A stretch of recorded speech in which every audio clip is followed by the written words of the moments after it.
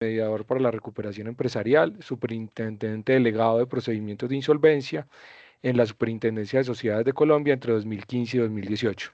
Mi nombre es Alejandro Botero y soy el director de la Cámara de la Industria Farmacéutica de la ANDI y les doy la bienvenida a esta sesión. Consideramos que este es un espacio relevante y oportuno, dadas las dificultades que enfrentan algunas de las empresas de mayor incidencia en el sector salud en la actualidad. Sin embargo, queremos resaltar que al ser este un espacio gremial, no nos centraremos en la revisión de los casos específicos que está sufriendo el sector, sino en la revisión general de las características y consecuencias de los procesos de reorganización empresarial regidos por la Ley 1116. Para estos efectos, en pantalla les compartiremos a continuación, acá ya se la estamos compartiendo, la declaración procompetitiva de la ANDI para su lectura y conocimiento. Al final de la sesión seleccionaremos algunas preguntas de las que ustedes eleven por el chat para que sean contestadas por el doctor Polanía en el tiempo que nos reste. Les recordamos que inclusive las preguntas deben ser sobre la temática general que proponemos y no sobre casos particulares. Con lo dicho, le damos la bienvenida al doctor Nicolás Polanía para dar inicio formal a la sesión y también agradecerle por su apoyo y por la generosidad en compartir su conocimiento con nosotros. Muchas gracias, doctor Nicolás, y bienvenido. Muchas gracias, doctor Alejandro. Muchísimas gracias a todos los amables asistentes. Es un verdadero gusto compartir con ustedes. Por favor, me confirman que están viendo mi pantalla. Sí, señor, ya la estamos viendo. Perfecto, muchas gracias. El objeto de esta presentación, de esta charla, es hacer una corta, muy sucinta introducción al proceso de reorganización empresarial, a las consecuencias que tiene el proceso de reorganización, a su estructura, a su finalidad, y particularmente queremos hacer un examen relativamente detallado de las consecuencias para los acreedores de un deudor que está sometido o está sujeto a un proceso de reorganización empresarial, cuáles son los cuidados que es necesario que tengan y qué pueden esperar de esa clase de procedimientos. El plan tiene básicamente dos partes, una por la que espero pasar rápidamente, que contiene las generalidades del proceso de reorganización empresarial, la estructura misma del proceso como para una ubicación topográfica dentro de la maraña del sistema de insolvencia colombiano. Y en segundo lugar, nos vamos a referir a algunos aspectos específicos de lo que podría implicar un proceso de reorganización para, digamos, compañías del sector salud en términos generales, cuando alguno de estos sujetos se ve en la necesidad de acudir a alguna de estas herramientas concursales, sobre todo para que tengamos claridad sobre la distinta normativa que rige dependiendo del sujeto sobre el que recaiga el procedimiento.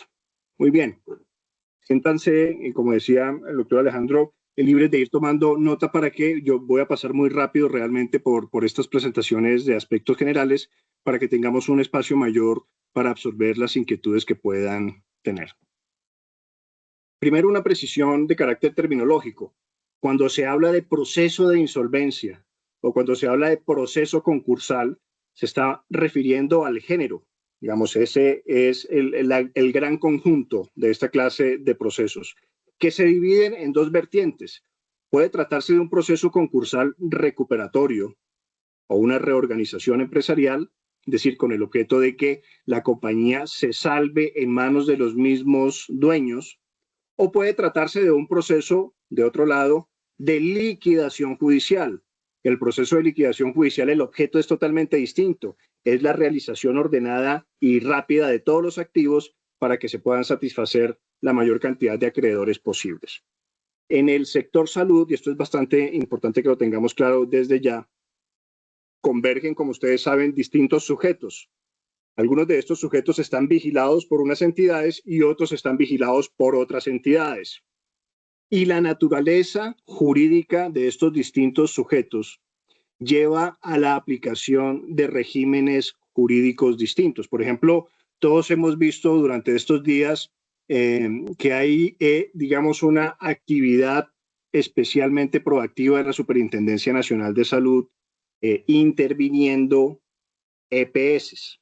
Las EPS, que son sujetos del sistema, tienen un régimen jurídico de tratamiento de la crisis distinto al que tienen las compañías, digamos, del sector real, como por ejemplo, las clínicas, las IPS, que están organizadas como sociedades mercantiles o sociedades comerciales normales, los proveedores del sistema de seguridad social en salud, los que venden medicina, los que venden equipamiento y demás. Las EPS están sometidas a un régimen de intervención con base en el Estatuto Orgánico del Sistema Financiero. Es un régimen de tratamiento de la crisis muy diferente al régimen de la Ley 1116 de 2006, que es a la que nos vamos a referir en esta corta charla.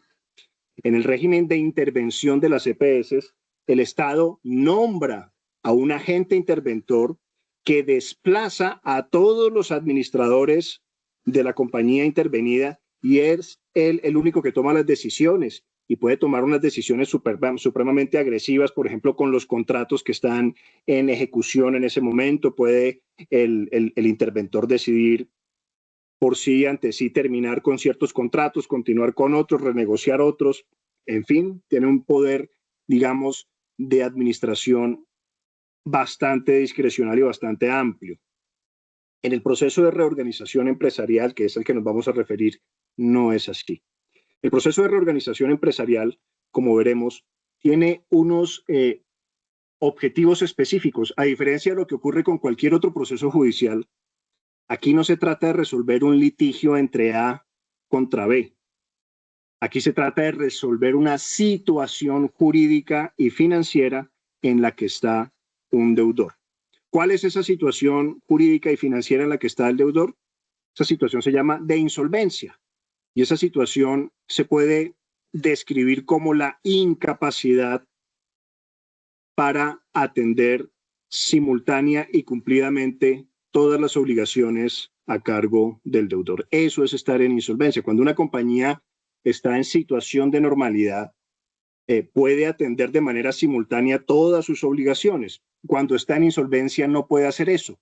Entonces, se busca que exista alguna herramienta, y para eso es este proceso, que les permita a los acreedores y al deudor, a través de sus accionistas, que son los acreedores internos, tomar una decisión de qué hacer con ese conjunto de activos.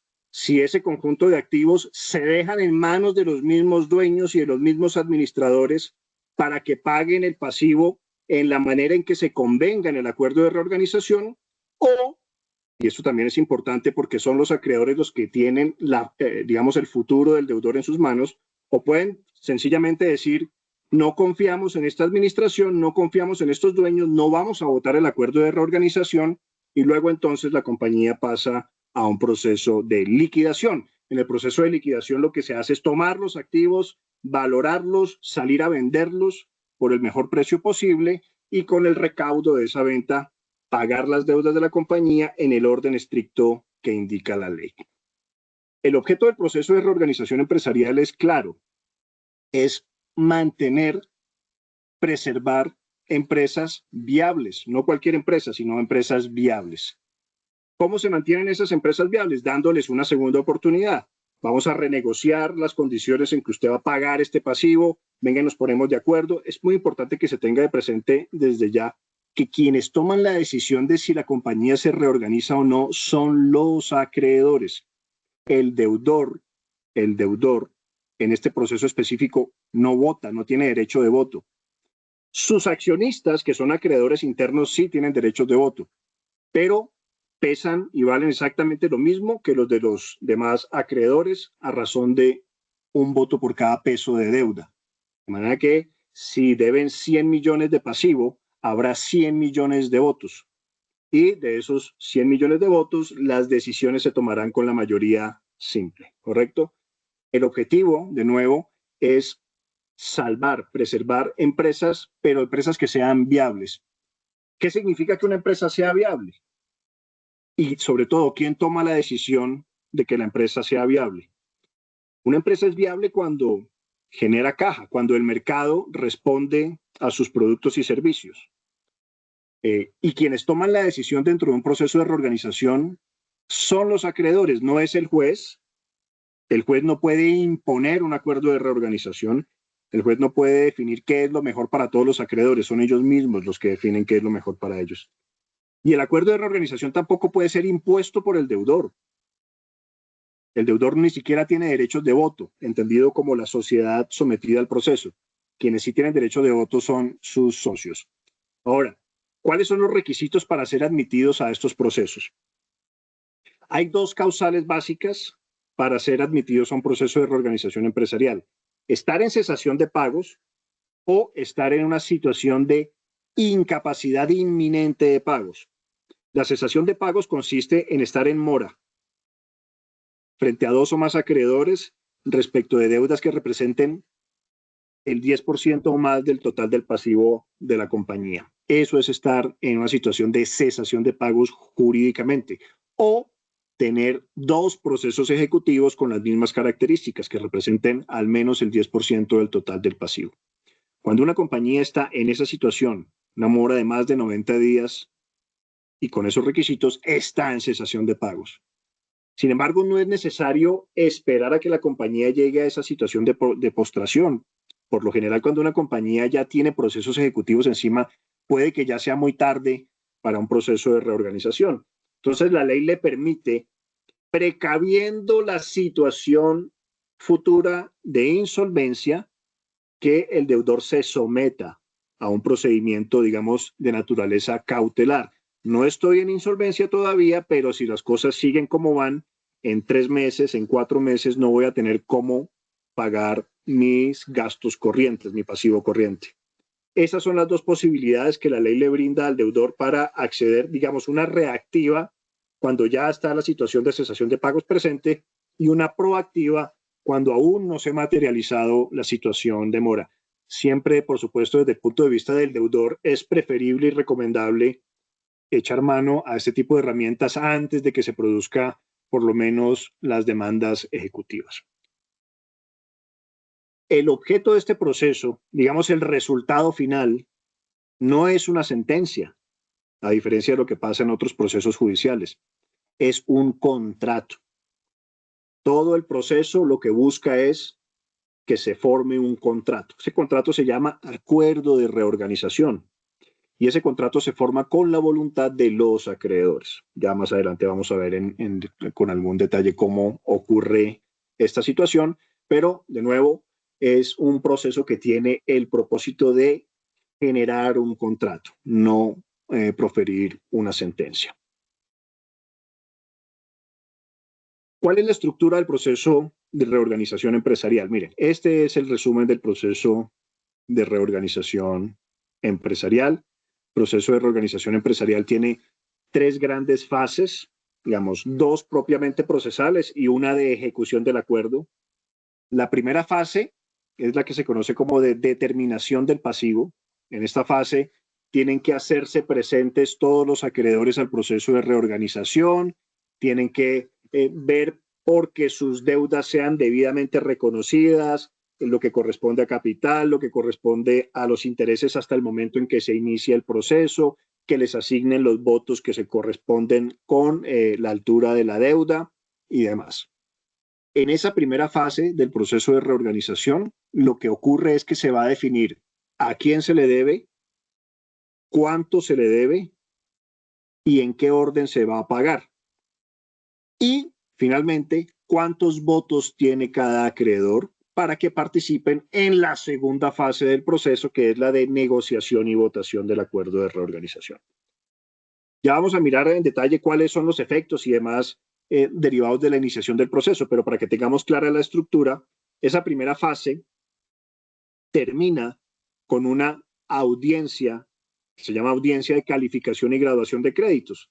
Recordemos que esto es un proceso judicial, entonces esa es una audiencia pública en la que el juez va a decir, mire, los acreedores de este deudor son estos. Se les debe esto, se les debe en este orden, se les va a pagar y estos son los derechos de voto que tienen para participar en la siguiente fase del proceso. Es decir, esta es la foto del pasivo con la que se va a negociar el acuerdo de reorganización. A partir de ese momento viene la segunda fase del proceso de reorganización. Esta segunda fase es más corta porque tiene una duración determinada por la ley. Esta fase dura 4 meses. 4 meses. La primera fase no tiene duración definida por la ley y suele ser una fase ciertamente litigiosa, porque entonces puede que algunos acreedores intenten, digamos, por ejemplo, atacar una garantía que tenga otro acreedor, porque esa garantía va a implicar que este acreedor le paguen antes que a todos los demás, entonces vamos a querer tumbar esa garantía, o que el deudor aproveche para discutir ciertas deudas, no, mire, yo a usted ya le pagué esa plata, en fin, esta fase es, digamos, la propiamente litigiosa del proceso de reorganización empresarial.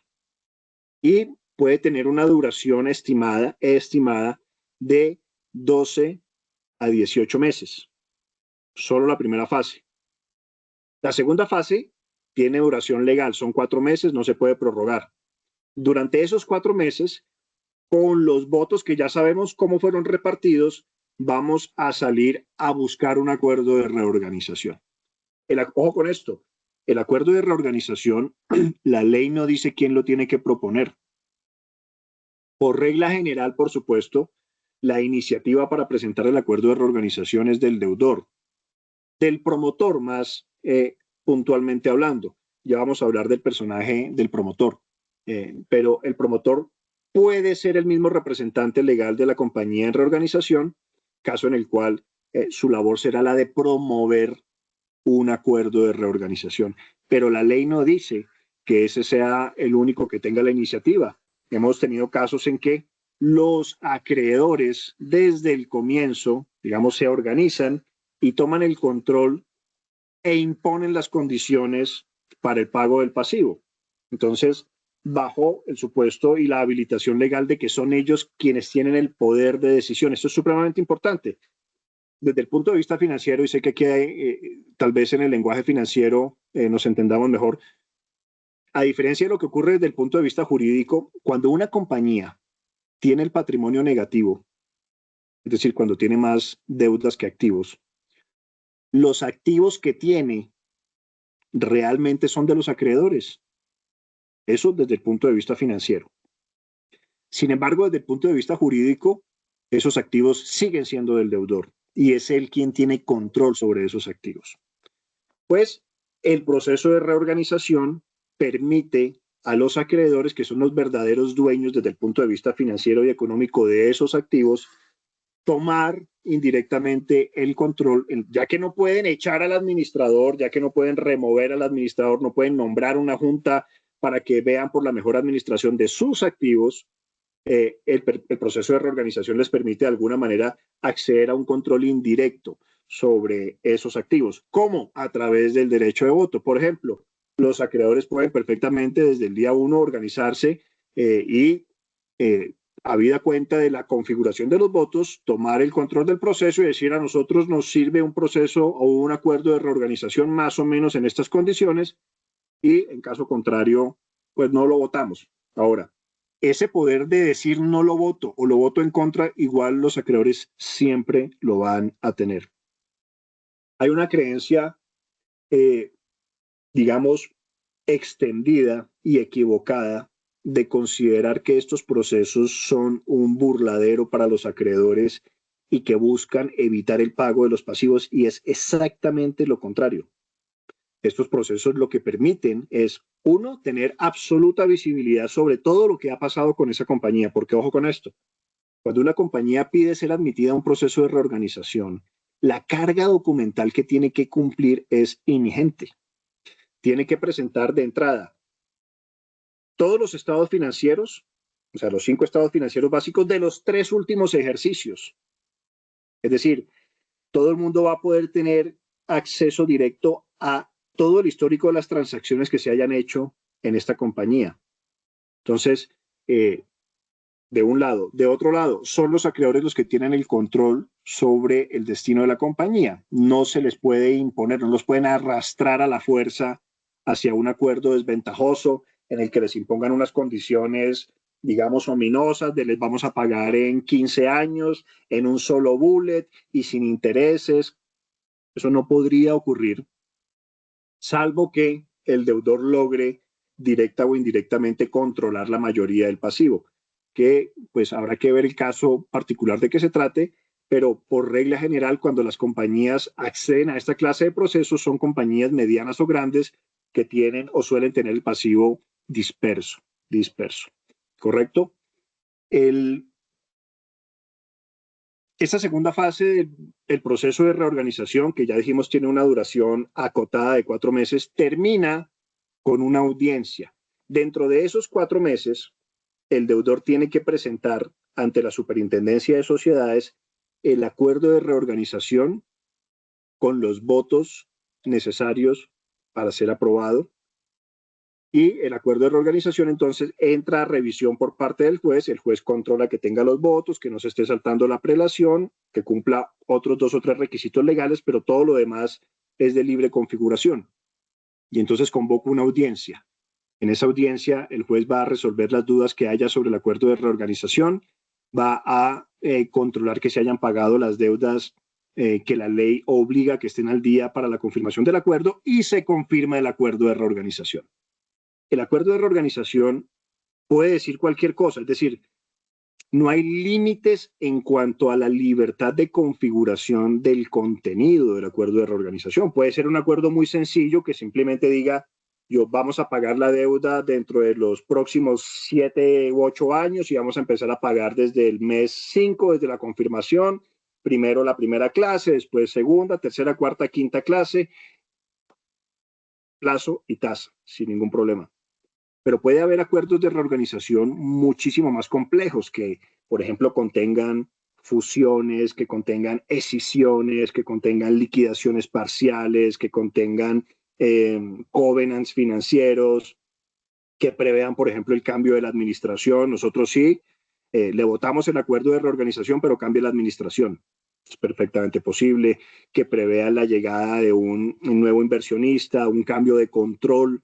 Digamos que las posibilidades de configuración del contenido mismo del acuerdo de reorganización son ilimitadas. Puede ser de cualquier tipo.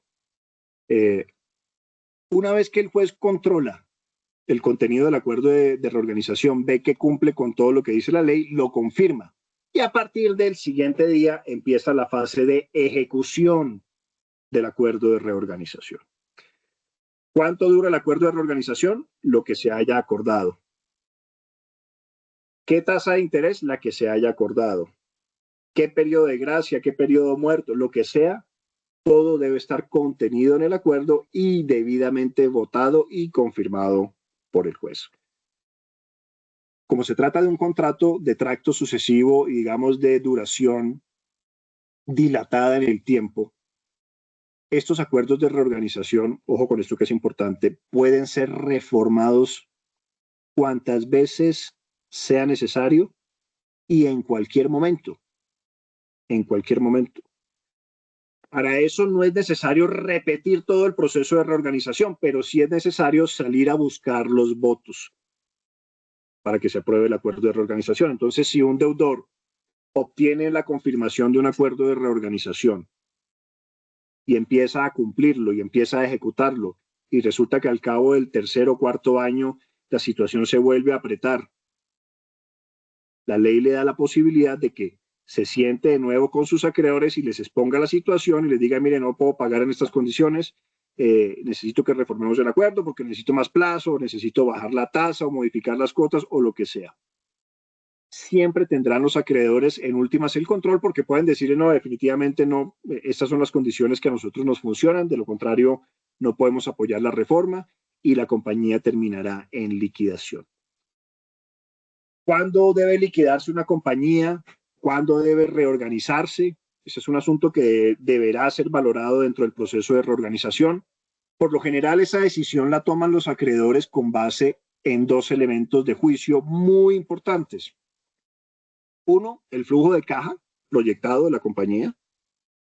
¿De dónde va a salir la plata? ¿Cuándo va a llegar la plata? ¿Con qué fuentes? ¿Cómo se va a distribuir y demás?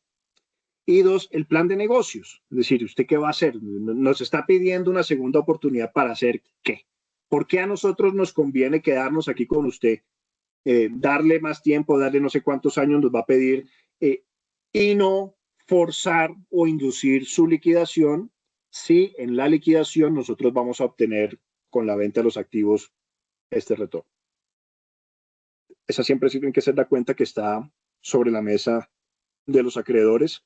Ciertamente hay incentivos para apoyar a ciertos deudores que se sometan a esta clase de procesos. Algunas compañías, y yo diría que la mayoría, por lo menos de las que acceden a estas herramientas en el sistema judicial colombiano, son usuarios legítimos del sistema. Entre otras cosas porque esa es una decisión muy difícil de tomar, no es fácil, uno, por el riesgo reputacional que supone, y además, dos, porque no solo, como les explicaba ahora, toda la información de la compañía queda expuesta a sus acreedores, sino porque además también se abren, y ojo con esto, unos escenarios alternativos de responsabilidad para los administradores de la compañía y para sus propietarios, para los accionistas. Entonces, cuando se decide transitar la vía de un proceso de reorganización, se accede a ciertas ventajas, ya vamos a ver cuáles son, ciertamente, pero también se asumen unas cargas de las que no hay regreso, porque este es otro dato importante. Este proceso, una vez iniciado, no tiene reversa. La compañía o se reorganiza o se liquida. No hay forma de desistir del proceso de reorganización. Digamos, esto no es un proceso que se pueda promover para, entre comillas, cañar y lograr ciertas ventajas en unas negociaciones. No, es un proceso supremamente serio que implica que es como un trapiche. Una vez ingresó, la compañía o se reorganiza o se liquida, pero no hay manera de devolverse en el proceso. Muy bien. ¿Cuáles son? Miremos en detalle los efectos y las consecuencias de una solicitud de reorganización. La más importante es la siguiente. Mire, si ustedes se fijan acá, hay una distancia entre la solicitud y la admisión. ¿Sí ven? Hay un gap, hay un espacio entre la solicitud y la admisión. Este es un espacio supremamente crítico para el deudor y para los acreedores, porque la sola presentación de la solicitud genera unos efectos de los que deben estar perfectamente advertidos tanto el deudor como los acreedores, porque tiene unas consecuencias muy gravosas que ya las vamos a ver enseguida. Entonces, cuando el deudor está como en el punto amarillo entre la solicitud y la admisión, ocurren ciertas cosas. Miremos entonces qué pasa. La solicitud genera unos efectos y la admisión genera otros diferentes y mucho más concentrados. Cuando una compañía es admitida, es decir, cuando sale un auto de la Superintendencia de Sociedades diciendo la compañía Pepito Pérez SAS ha sido admitida a un proceso de reorganización, ahí sale una cantidad de órdenes y de indicaciones que da la Superintendencia de Sociedades, pero las dos principales consecuencias son las siguientes. Uno, que se paraliza cualquier tipo de ejecución. El deudor queda como en una situación de inmunidad judicial, no puede ser demandado ejecutivamente, no puede ser sujeto de procedimientos de cobro coactivo por las entidades públicas, ni la DIAN, ni los municipios, ni la UGP, absolutamente nada, no puede haber ningún procedimiento de cobro coactivo. Si hay procesos de ejecución en curso, se tienen que detener y el expediente se manda a la Superintendencia de Sociedades. No se pueden ejecutar garantías, ojo con esto, no se pueden ejecutar garantías en las que el garante sea el mismo deudor que está en el proceso de reorganización. Claro, porque si el garante es un tercero, si por ejemplo la obligación que fue garantizada con una póliza de cumplimiento o con una carta de crédito de una entidad bancaria, no hay absolutamente ninguna restricción en jalar esas garantías porque se están jalando respecto de un tercero que no está en el concurso. Pero si el deudor es a su vez el garante, si con sus activos segregó una parte para dárselos en garantía a un acreedor, el que sea, ese acreedor no puede ejecutar esa garantía. Ojo con esto, porque las consecuencias de desviarse en la conducta pueden ser muy gravosas y ya las vamos a ver. Entonces, se paralizan las ejecuciones. Y por otro lado, todas las obligaciones del deudor se dividen en dos. Unas son las obligaciones llamadas pre o que harán parte del pasivo reorganizable, que son todas las deudas causadas u originadas antes de la fecha de inicio del proceso. Entonces, si presentan la solicitud, digamos, el 10 de diciembre y la Superintendencia de Sociedades estudia la solicitud y decide admitirlos, digamos, el 15 de febrero, todas las obligaciones que hayan nacido en cabeza del deudor por nómina, servicios públicos, suministro, impuestos de cualquier naturaleza, todas las deudas causadas antes de el 15 de febrero harán parte del pasivo reorganizable y va a ser lo que se negocia dentro del proceso de reorganización.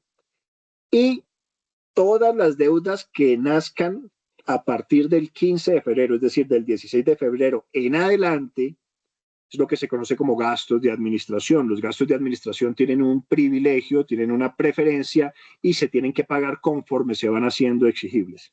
Entonces, si por ejemplo ustedes están en una situación de que un cliente suyo está en un proceso de reorganización y tienen un contrato, por ejemplo, de suministro con ese sujeto concursal y les está debiendo, por ejemplo, los dos pagos de los dos últimos meses, los instalamentos de los dos últimos meses, y entra en reorganización, esos dos pagos de los meses anteriores al proceso solo se podrán pagar en los términos que diga el acuerdo de reorganización.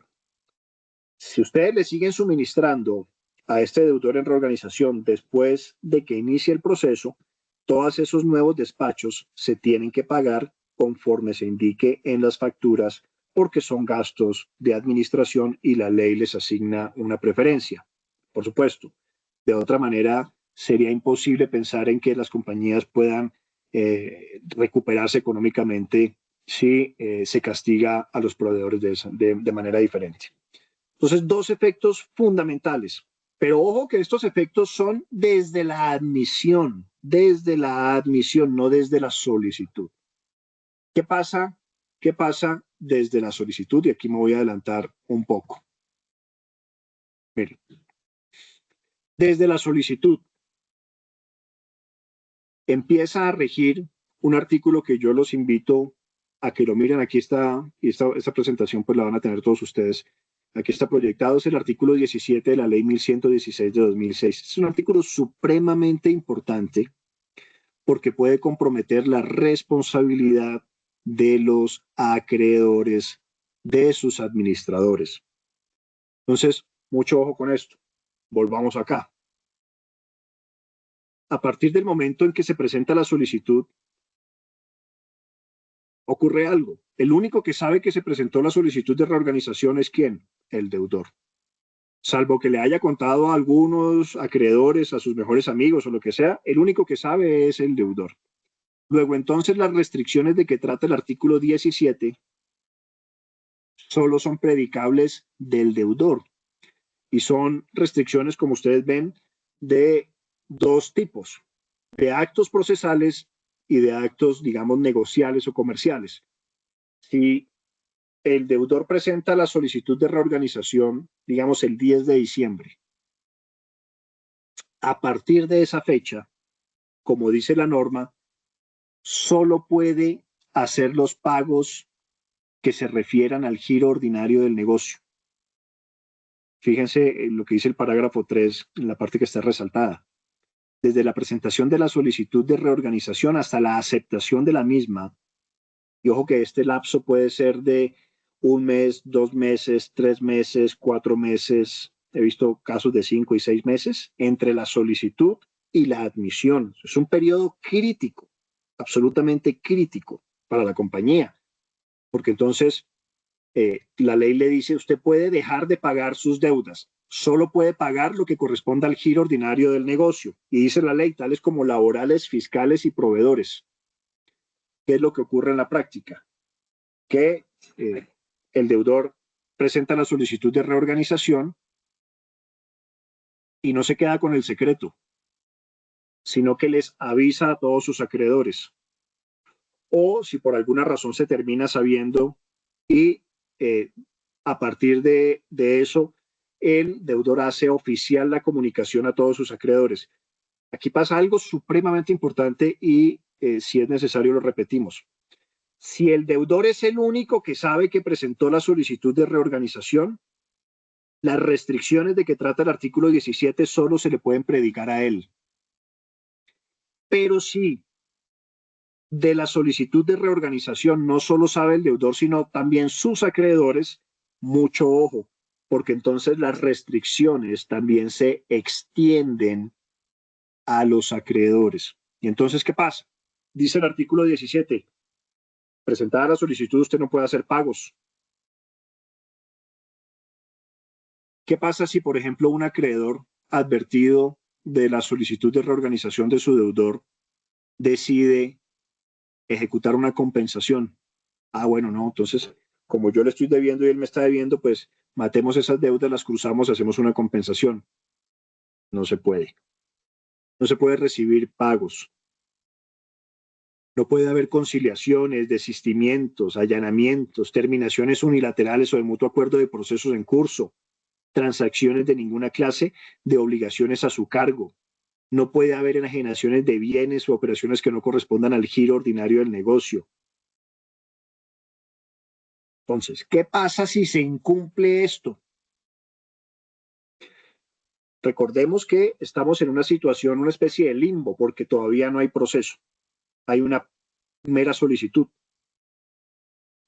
Entonces, todavía no hay un juez a quien pedirle permiso para hacer esas operaciones.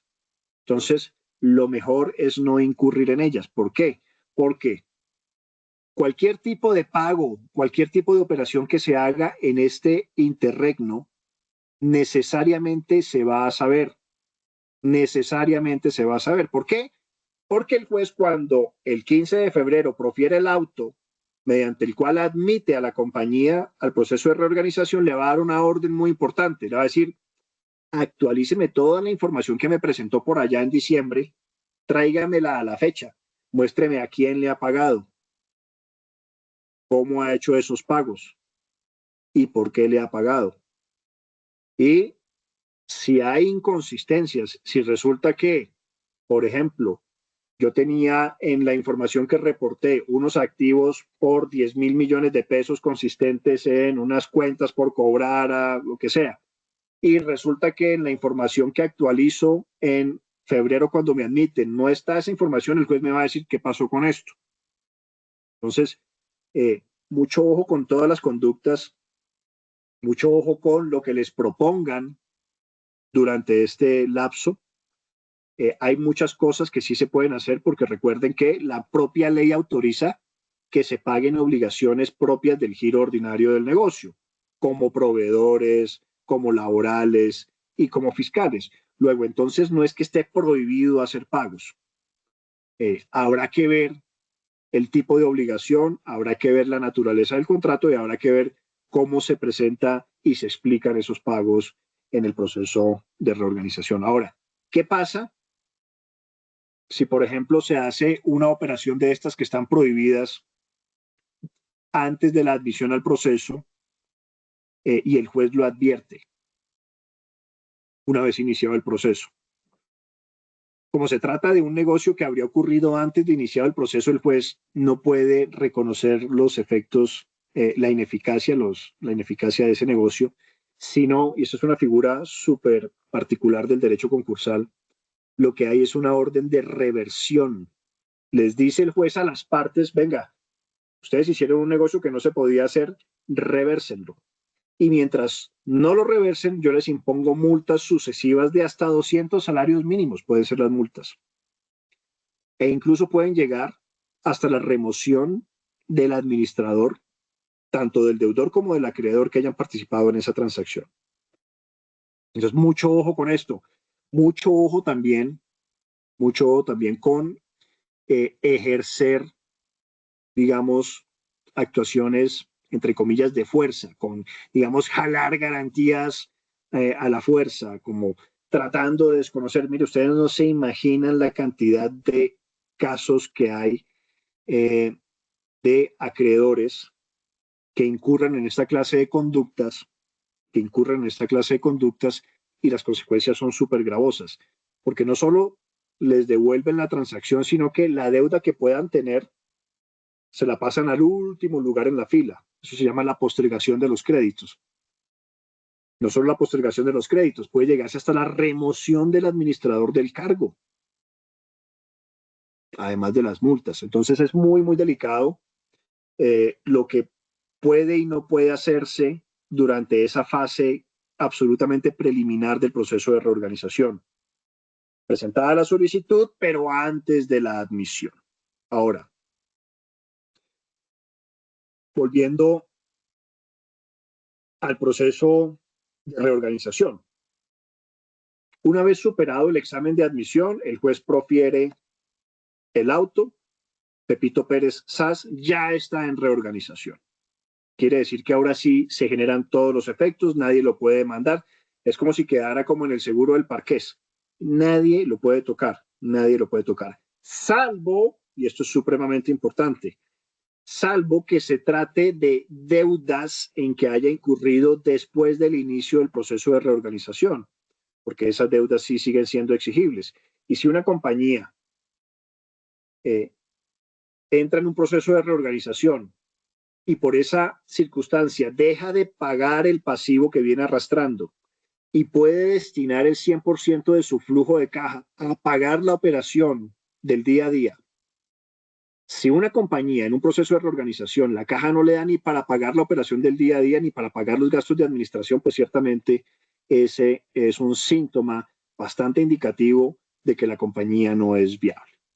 Pero lo cierto es que, en todo caso, la ley establece una preferencia para los gastos de administración, se tienen que seguir cumpliendo.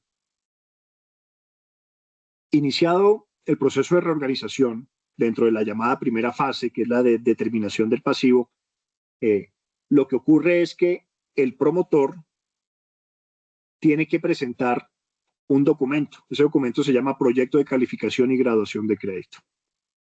Es como el inventario de los pasivos. Mire, a estas personas les estamos debiendo, se les debe esta plata y están organizadas de esta manera.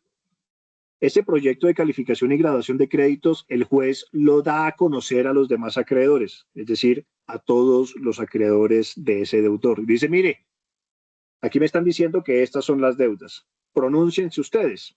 Entonces los acreedores van a tener la posibilidad de presentar objeciones y decir, no, mire, mi deuda realmente no es de quinta clase, sino de cuarta, porque yo soy un proveedor estratégico y no son 2.000 millones, sino 5.000 millones, y aquí están las facturas, y además me tiene que reconocer un pleito por el que le estoy demandando por incumplimiento de un contrato, cualquier cosa.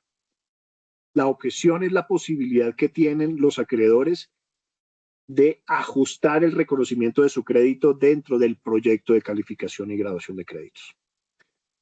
Cuando el juez revisa ese proyecto de calificación y graduación de créditos en la audiencia, ya deja de ser proyecto, se llama calificación y graduación de créditos y con esa calificación y graduación de créditos es que viene a desarrollarse la segunda fase del proceso, como les decía, la negociación y votación del acuerdo de reorganización. ¿Cómo se vota? Los votos se distribuyen indefectiblemente a razón de un voto por cada peso. Un voto por cada peso.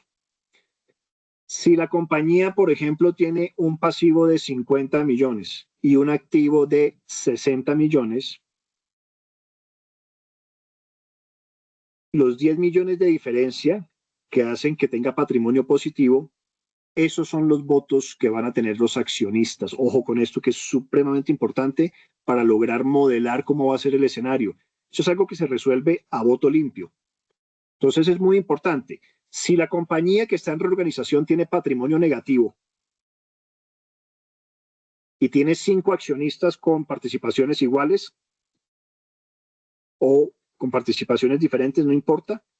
Si tiene patrimonio negativo, cada accionista va a tener un voto, no más. Un voto es absolutamente simbólico.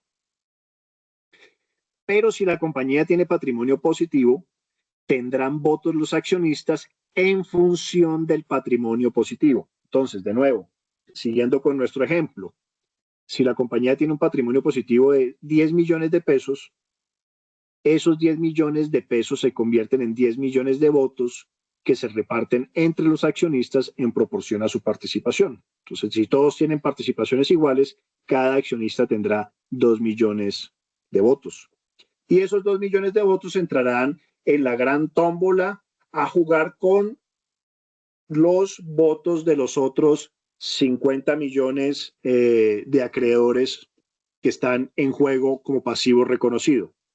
Entonces, dice la ley, es muy importante para evitar que haya algún tipo de avasallamiento por parte de un grupo de interés, por ejemplo, que los acreedores internos, y esta situación no es infrecuente, compañías que tienen el patrimonio positivo supremamente alto, pero que no tienen un peso en las cuentas para pagar su funcionamiento y entonces terminan en un proceso de insolvencia. Esos acreedores en esas condiciones van a tener un poder de decisión muy, muy alto por tener el patrimonio positivo. Entonces dice la ley, ojo con esto, esos acreedores internos simplemente son un grupo de los 5 grupos de acreedores que existen. Hay acreedores laborales, hay acreedores que son entidades públicas, hay acreedores que son entidades vigiladas por la superintendencia financiera, como los bancos o las aseguradoras. Hay acreedores internos, ciertamente los accionistas, y están los otros acreedores externos, que suelen ser la mayoría, los proveedores, en fin. La gran mayoría de los acreedores suelen ser los otros acreedores externos. Entonces dice la ley, nunca, nunca, por mayor cantidad de votos que tenga, nunca se podrá aprobar un acuerdo de reorganización si lo vota solamente una categoría de acreedores. Eso evita que, por ejemplo, los internos, que pueden llegar a tener el 51 o el 60% de los votos efectivamente emitidos en un proceso de reorganización, a pesar de eso no puedan aprobar un acuerdo de reorganización. Entonces dice la ley, mire, hay 5 categorías. Si resulta que en ese proceso específico de Pepito Pérez Sas están presentes las 5 categorías, es decir, hay trabajadores, hay bancos, hay entidades públicas, están los accionistas y están los demás, el acuerdo de reorganización se tiene que aprobar por mayoría simple, pero siempre que esa mayoría simple provenga de al menos 4 de las 5 categorías. Y si resulta que solo hay 4 categorías en ese proceso, porque no hay deudas con trabajadores, por ejemplo, pues en ese caso el acuerdo tendrá que ser aprobado por la mayoría de que trata la ley, pero que los votos provengan al menos de 3 de esas categorías. ¿Correcto? Entonces nunca va a ser posible jurídicamente que, por ejemplo, los accionistas impongan el acuerdo de reorganización ahora.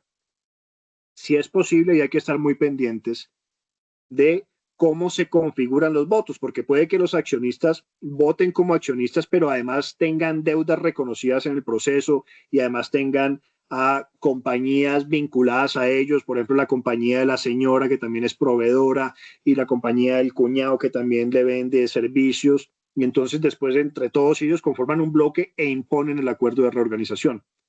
Dice la ley, y eso también es importante que se tenga en cuenta, que aún en ese escenario,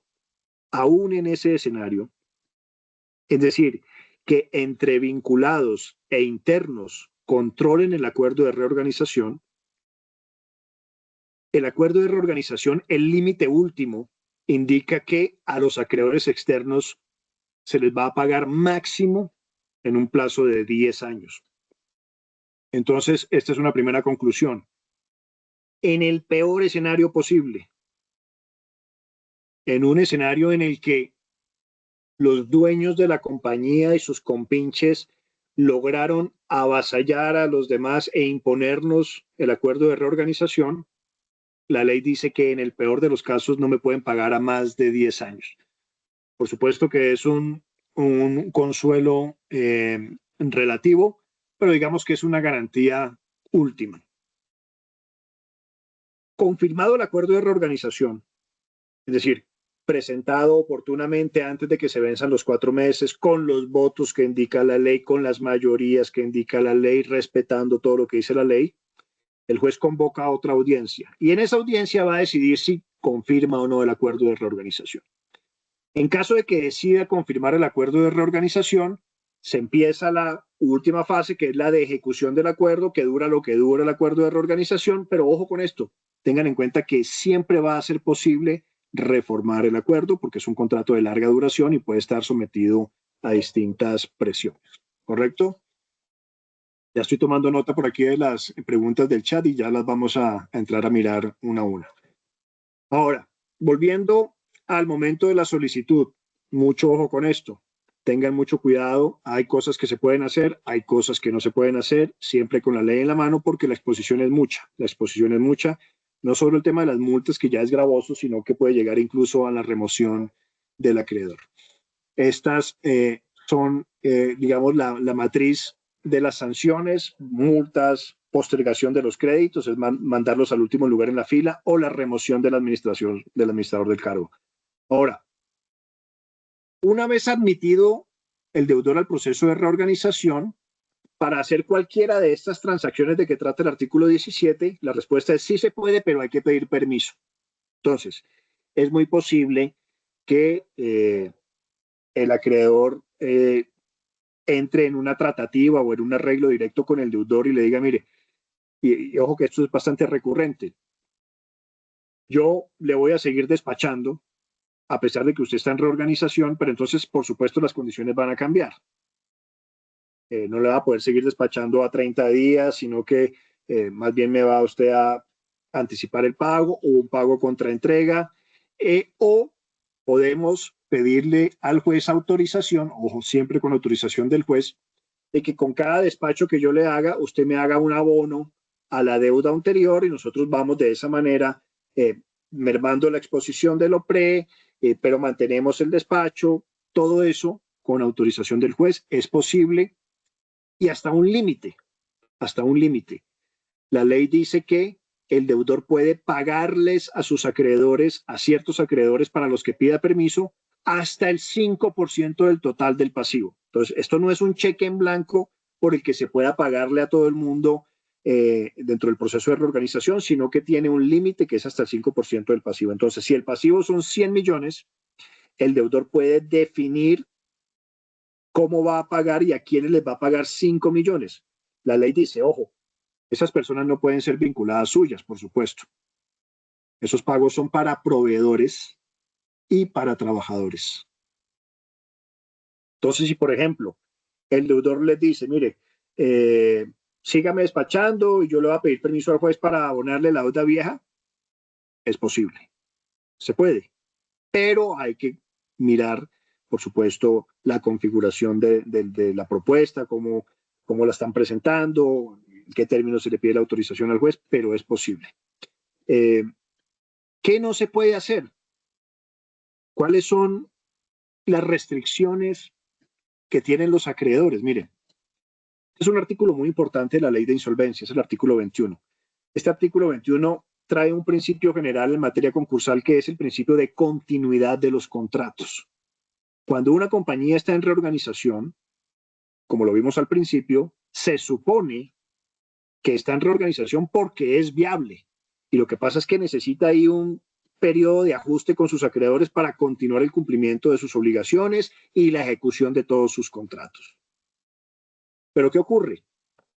Es posible que el problema del deudor no derive del pasivo que viene arrastrando, sino de un pasivo que no puede reorganizar. Por ejemplo, el pasivo que se derive de contratos de leasing, el pasivo que se deriva de contratos de arrendamiento, el pasivo que se deriva de contratos de suministro, contratos de tracto sucesivo, dice el artículo 21. Entonces la ley dice, mire, ojo, si el deudor entra en un proceso de reorganización, usted como contraparte contractual le queda prohibido que le decrete la terminación del contrato por esa sola razón. Así usted haya escrito en su contrato lo que quiera, esas cláusulas que son muy usuales en los contratos, que dicen que en caso de que el deudor entra en un proceso de insolvencia, se generarán multas y no sé qué. Todo eso se entiende por no escrito. Mucho ojo con eso. Eso está en el artículo 16 de la ley de insolvencia. Todo tipo de cláusulas que restringen, impiden, obstaculizan, castigan que la contraparte entre en un proceso de reorganización es como si no existieran. Olvídense de ellas, no existen. Y además, la ley les dice, y esto es un mandato legal, usted no puede decretar, ni siquiera siendo el Estado, el ingreso a un proceso de reorganización no puede ser causa de caducidad de un contrato público, por ejemplo. Ni el estar en reorganización puede ser causa de estar excluido de un proceso de licitación pública. Pero, ojo con esto, al deudor se le tienen que respetar sus contratos, pero no significa que el deudor entonces entró en un proceso de reorganización y ya puede hacer lo que se le da la gana porque tiene a sus contrapartes amarradas. No, el proceso de reorganización simplemente les impide a las contrapartes cobrar las deudas viejas derivadas de ese contrato. Y no se podrá alegar el impago de esas deudas viejas como causa de terminación de este contrato. Hasta ahí. Si al señor lo admiten al proceso de reorganización el 15 de febrero y me incumple el pago de un gasto de administración derivado de un contrato de suministro que tenía que hacer el 15 de marzo, yo puedo darle por terminado el contrato, pero con base en ese incumplimiento post. Mucho ojo con esto, con base en el incumplimiento post del gasto de administración, no por el no pago de los instalamentos que se causaron antes del inicio del proceso de reorganización. Y ojo con esta norma. Miren lo que dice. Para esta clase de contratos de tracto sucesivo que resulten antieconómicos para el deudor que está en reorganización, la ley le da esta gabela. Le dice, mire, si a usted hay un contrato que le está quedando grande, intente renegociar directamente con su contraparte.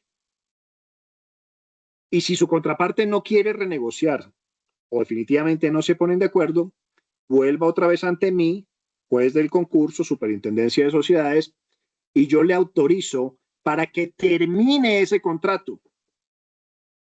Y las consecuencias que se puedan derivar para usted, Pepito Pérez Sas, por la terminación de ese contrato, la cláusula por terminación anticipada, perjuicio, lo que sea, esas consecuencias harán parte del pasivo reorganizable. Mucho ojo con esto, mucho ojo con esto. Si ustedes tienen un contrato de esta naturaleza con una contraparte que entró en un proceso de insolvencia y les llega a llegar una comunicación en la que citen este artículo, mucho ojo, porque es posible que les puedan terminar el contrato y que las consecuencias de esa terminación no se las paguen inmediatamente, como debería esperarse por ser un gasto de administración, sino que esas consecuencias hagan parte del pasivo reorganizable y se las paguen al cabo de no sé cuántos años. Ojo con eso, muy importante. Esto no es un asunto de incumplimiento del contrato, no es un asunto de invalidez del contrato, de inexistencia del contrato, ni de ineficacia del contrato. Es un asunto de antieconomicidad del contrato. Es que este contrato me quedó grande. El ejemplo del libro es el siguiente.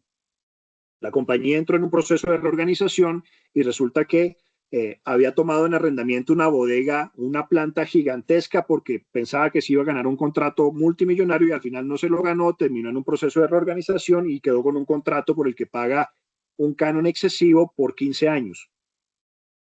Esa es la clase de contratos que se puede venir dentro del proceso de reorganización a buscar su terminación porque son antieconómicos, por antieconomicidad.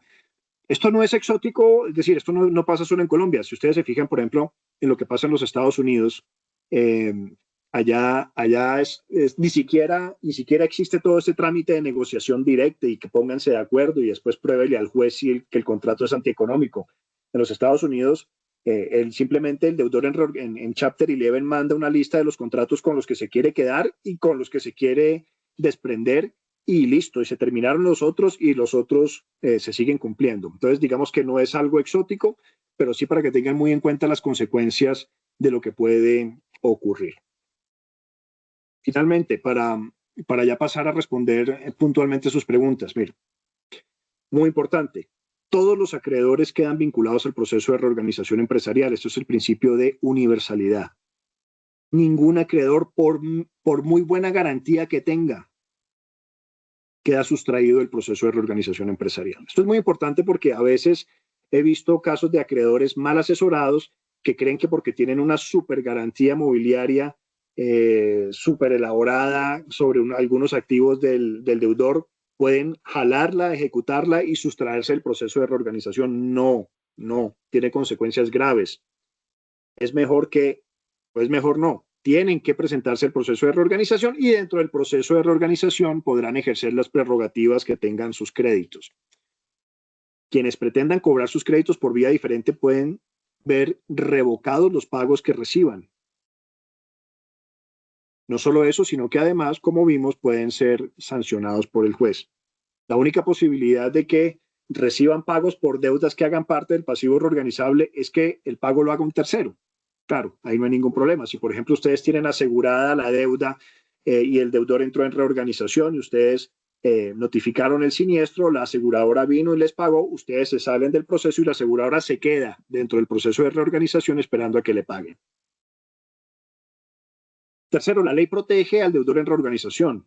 Eso es cierto, pero hasta cierto límite, en especial en lo relativo a la continuidad de los contratos.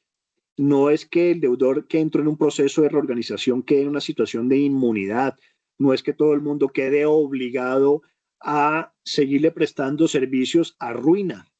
No, eso es una carga excesiva que no tienen los acreedores. Y de hecho lo que ocurre en la práctica es que los deudores son muy conscientes de esto y se reúnen con sus proveedores y dicen, mire, yo estoy en esta situación, pero necesito que usted me siga despachando porque si no, pues me muero. Modifiquemos, ajustemos, miremos cómo podemos obtener algún tipo de tratamiento especial dentro del proceso, pero siempre dentro de la lógica y al amparo de lo que digan las normas. Y precisamente para esto último que les digo, es posible acceder a tratamientos especiales más benéficos dentro del proceso de reorganización, asumiendo ciertas conductas durante el proceso y durante la ejecución del acuerdo. Por ejemplo, acreedores, y esto ocurre mucho, si son, por ejemplo, proveedores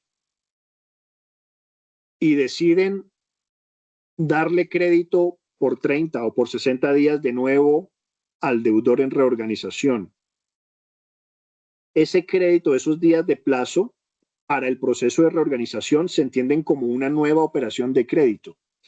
Y aquellos acreedores que le faciliten opciones de crédito al deudor en reorganización tienen una posibilidad increíble de que por cada peso de crédito suban de categoría un peso de la deuda reorganizable. Entonces, si ustedes tienen una deuda en cuarta clase por 100 millones de pesos y le conceden un crédito al deudor en reorganización por 100 millones de pesos, por ejemplo, para un nuevo despacho, lo que sea, como se organice la operación de crédito, que efectivamente le facilite y le promueva la reorganización al deudor, usted puede subir esa deuda de cuarta a primera clase a concurrencia par y paso con la DIAN.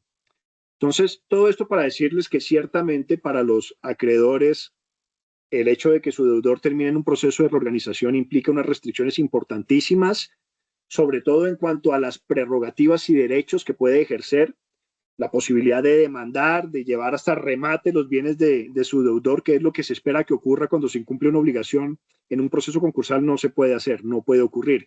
Entonces, cambian la naturaleza de las prerrogativas, cambian los derechos, es necesario someterse a una regulación, pero dentro de esa regulación, en todo caso, los acreedores conservan un amplio poder de decisión dentro del proceso. Muy bien, voy a dejar de compartir la pantalla y voy a empezar a referirme a las preguntas que ustedes tienen en el chat.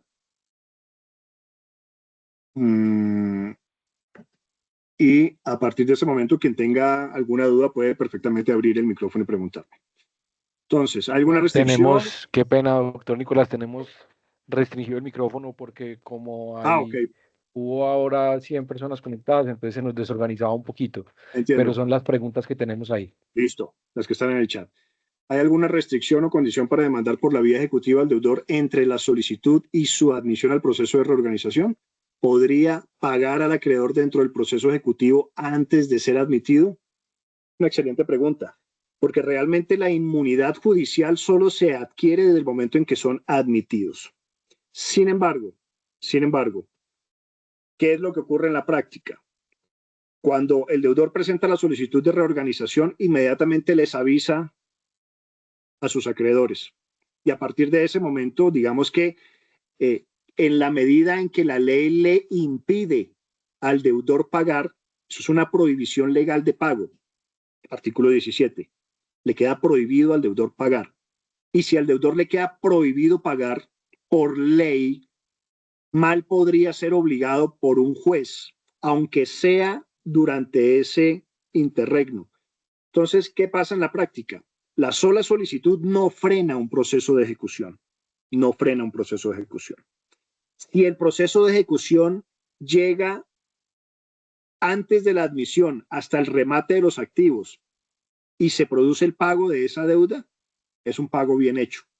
Es un pago bien hecho, porque se haría a instancias del proceso judicial y antes de la admisión de la reorganización. Sin embargo, yo he visto casos en los que eso ha ocurrido y el deudor en reorganización cuestiona y le pide al juez que se revoque ese pago porque lo promovió un acreedor a sabiendas de que ya se había solicitado la iniciación de un proceso de reorganización empresarial, luego entonces a sabiendas de que existía una prohibición legal de pagar.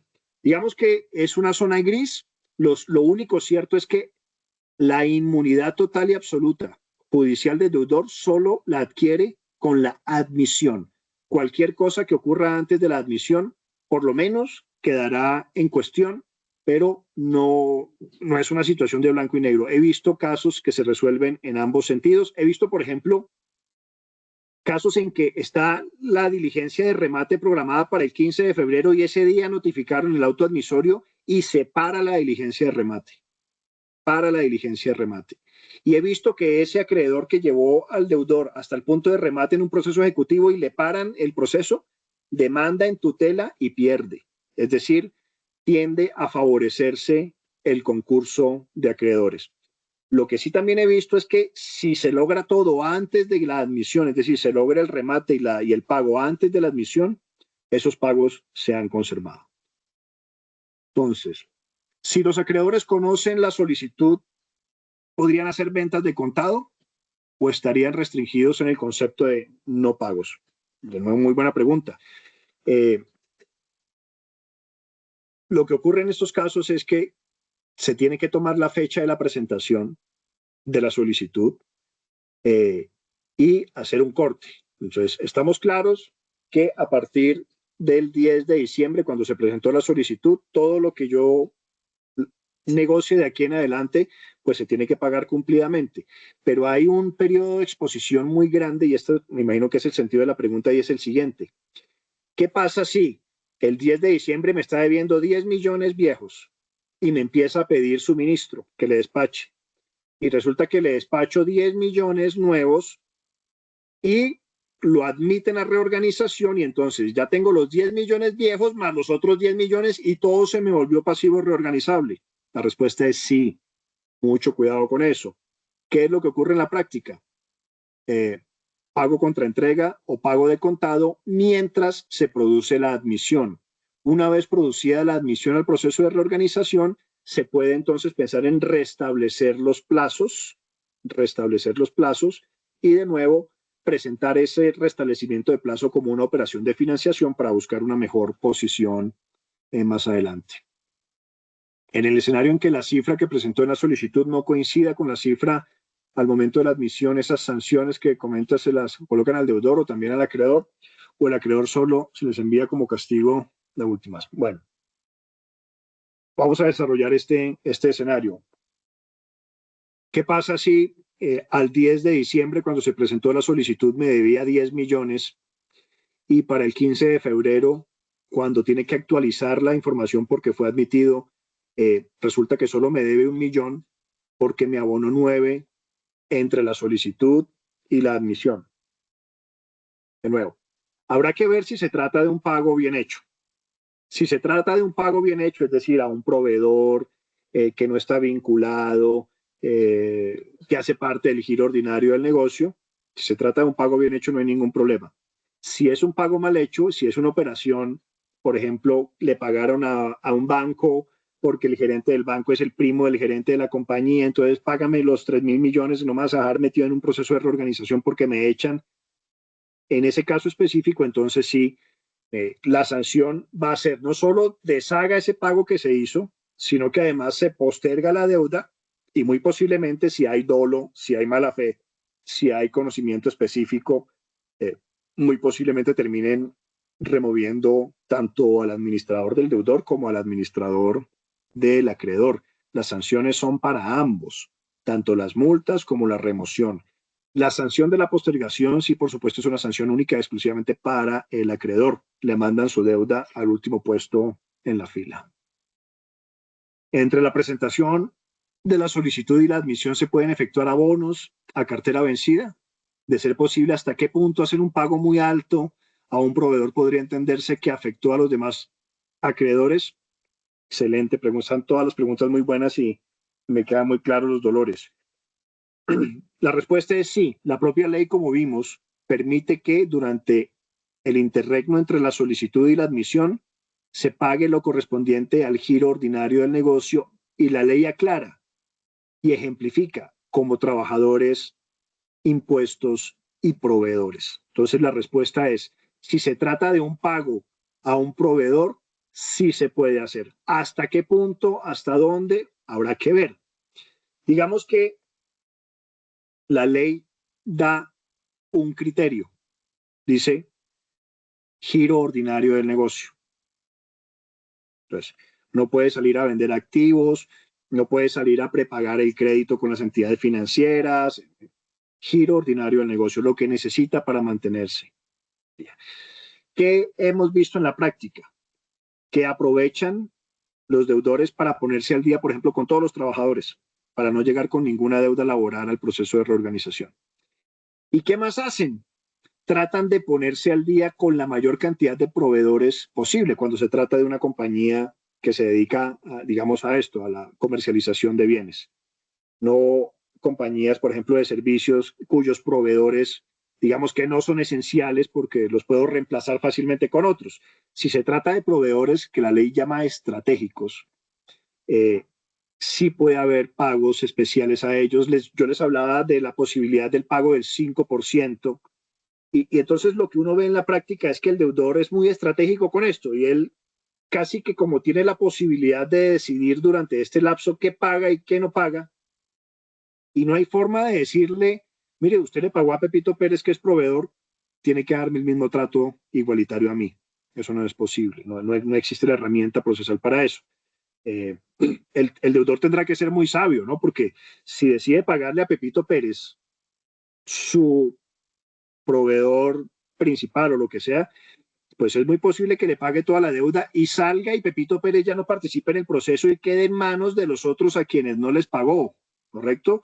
Entonces es un tema, digamos que desde la teoría de juegos se comprende muy bien, no sé si me explico con este punto.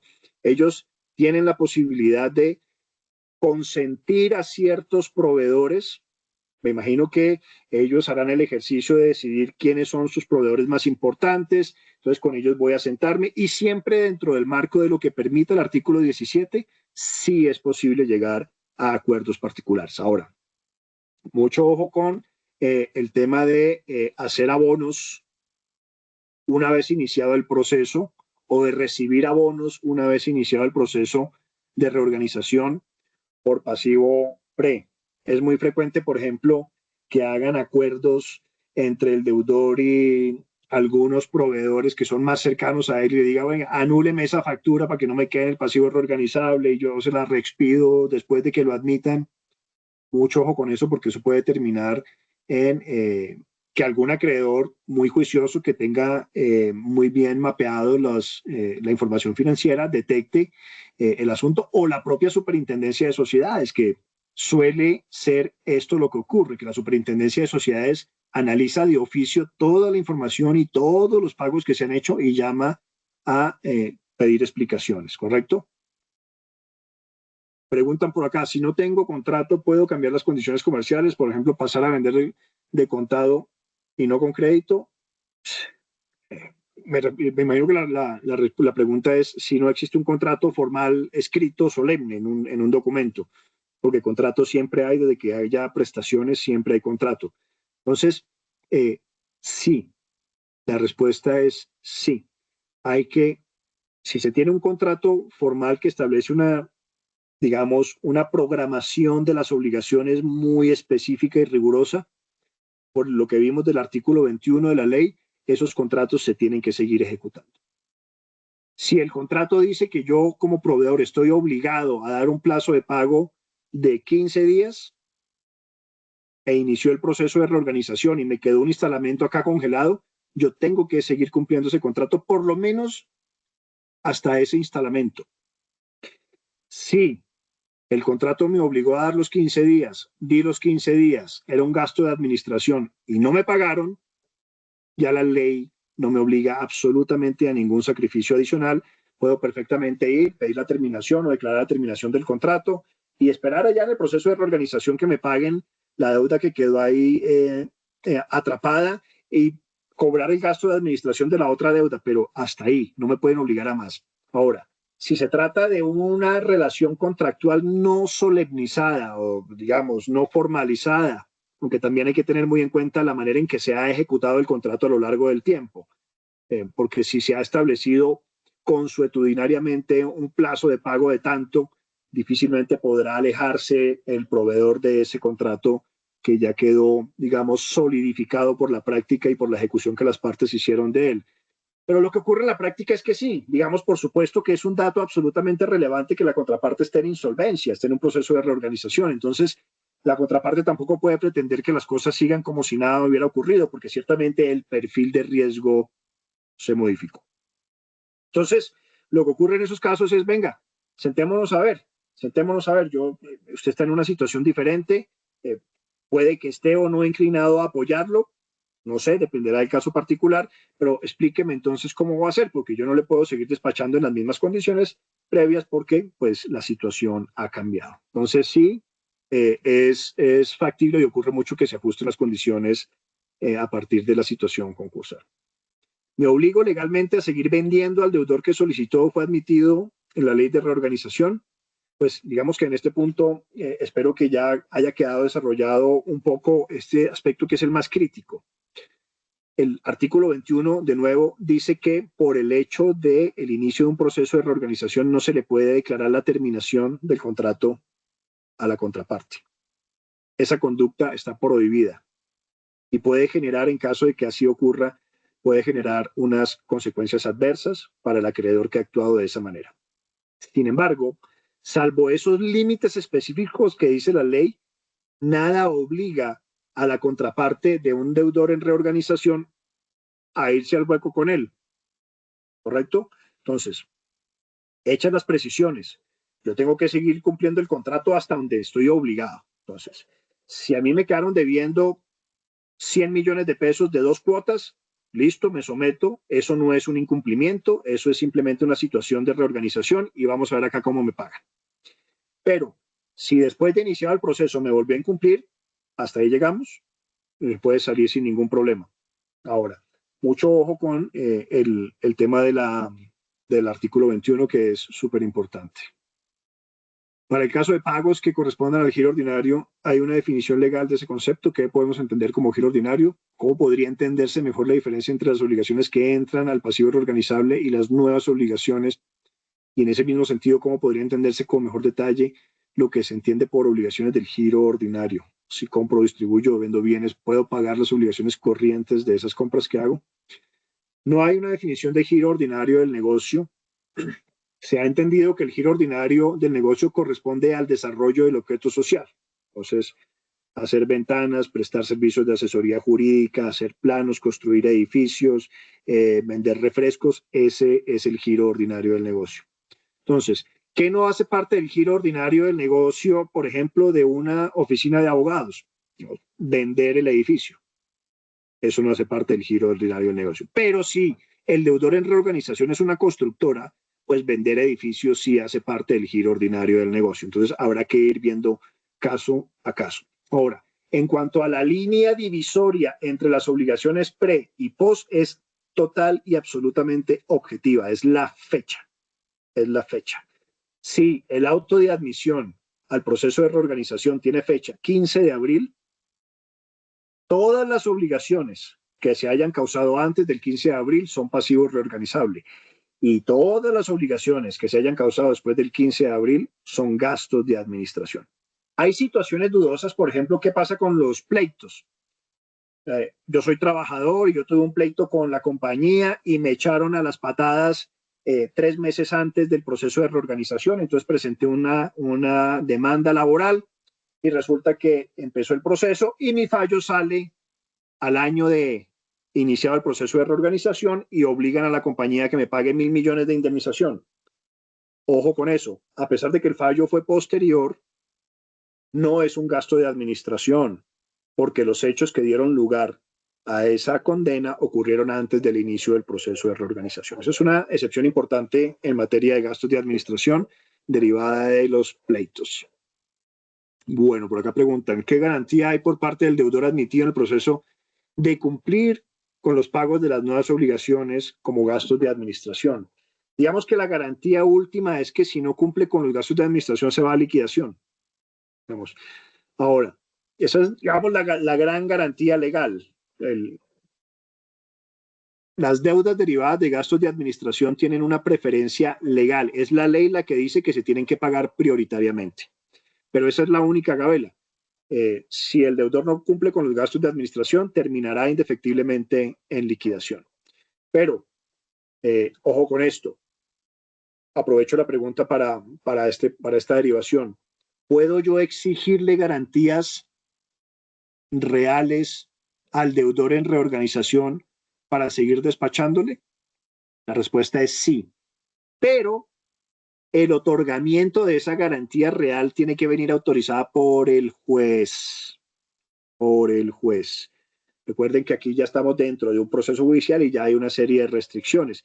Y una de las restricciones del artículo 17, desde la solicitud y aún durante todo el proceso, es constituir garantías, porque constituir garantías significa que vamos a dejar a un acreedor en una mejor posición respecto de todos los demás. Entonces la respuesta es sí se puede, pero hay que pedir permiso. Y no es infrecuente, no es infrecuente. Entonces, por ejemplo, se trata del proveedor más importante que tiene el deudor y me dice que solo me sigue despachando uno si le pago a 5 días, pero 2 si le constituye una garantía. Es perfectamente posible pedirle permiso al juez, explicarle por qué es conveniente, importante y urgente el negocio y el juez lo puede autorizar. Entonces la respuesta es sí, pero con ciertas condiciones. Bueno, muy bien, nos íbamos alargando. No sé si tengan más preguntas. No, doctor Nicolás, muchísimas gracias. Yo creo que puede haber muchas preguntas que surjan a partir de esta charla. Nosotros nos podemos encargar en la Andy de recibir todas las nuevas preguntas que tengan. También les vamos a compartir la presentación y vamos a colgar en un mini sitio de la Andy también el video de esta charla que tuvimos, pues de esta presentación más bien magistral. Muchas gracias por su generosidad nuevamente, doctor Nicolás, y le estaremos contando cómo avanzamos con estos temas para ver cómo podemos trabajar conjuntamente. Con muchísimo gusto, Leandro, y muchísimo gusto a todos ustedes. Que tengan muy buena tarde. Gracias, hasta luego.